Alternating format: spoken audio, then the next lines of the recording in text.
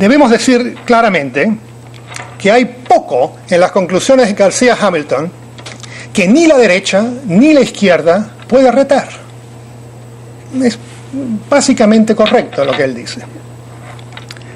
Así que no voy y no puedo retar sus conclusiones, pero quiero enfatizar ciertos de los datos de la historia detrás de estas conclusiones. García Hamilton le acuerda, o le da, mejor dicho, a la colonia, a la corona y a los estados republicanos después de la independencia mucho más poder de lo que realmente tenían. Es verdad que las autoridades coloniales y republicanas enfatizaban la importancia y la fe que tenían sobre el derecho, que es plenamente consistente con la tradición romana. Pero el énfasis en el derecho era un énfasis de un ideal cristiano de justicia. No era una práctica cotidiana. Hay una distancia entre lo que se suponía, lo que se quería ser y lo que era. Y ahí encontramos muchas de las disyuntivas en América Latina. Conocemos con gran profundidad esa distancia porque no hay pueblo en esta tierra nuestra que sea menos litigioso que el pueblo latinoamericano. Es impresionante, no hay poder colonial en Norteamérica que produjo tanta ley como se produjo en Madrid. Y además, todo acto de codificación del derecho en España poseía dos características que señalan para García Hamilton la prepotencia del Estado. Estas características eran, primero, el fuero, ese privilegio corporativo que privilegiaba a unos cuantos, pero no a muchos. Y segundo, la codificación no superaba las leyes que se superaban. Toda codificación permanecía en vigor.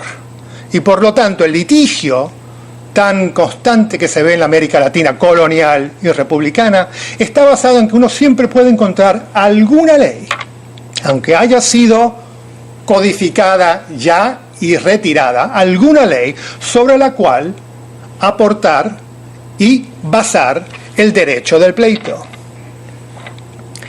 Así que lo que tenemos en la historia latinoamericana no es una historia del derecho, sino una historia de multiplicidad de derechos.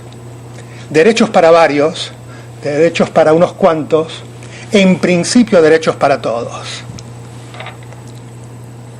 Y esta multiplicidad resulta en las contradicciones legales y apelaciones judiciales que nunca se resuelven.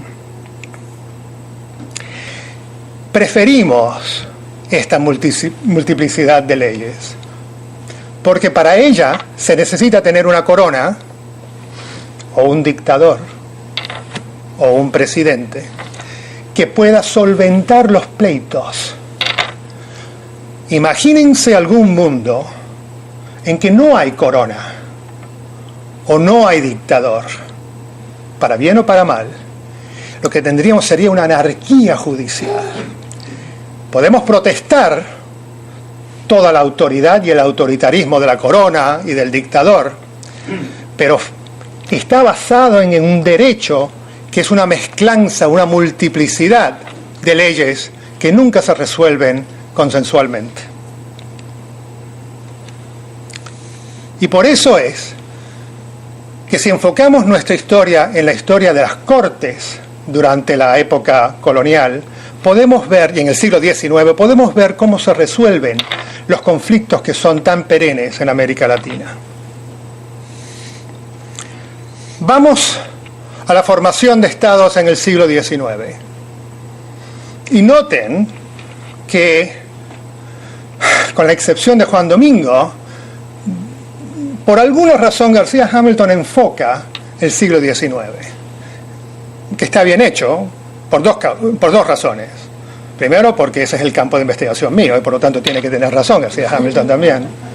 Y segundo es porque esa habilidad de persistir en lo que se hacía en el pasado, reconstituyéndolas bajo los discursos del presente, es una de las marcadas características de la América Latina. Así que si vimos el comienzo, el principio, la formación de la nación y del Estado en el siglo XIX, podemos ver esos rasgos bastante claramente en el siglo XX.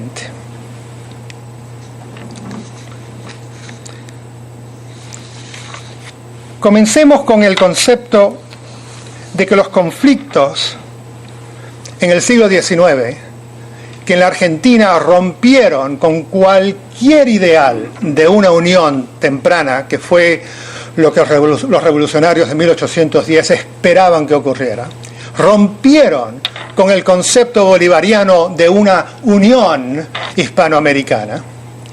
¿A qué se debe? ¿A qué se debe ese difícil siglo XIX? ¿A qué se debe que un pueblo que supuestamente quería realizar su independencia, al menos su autonomía, ¿por qué le lleva casi una generación entera entre el 1810 y el 1825-26 para resolver la cuestión? Y parte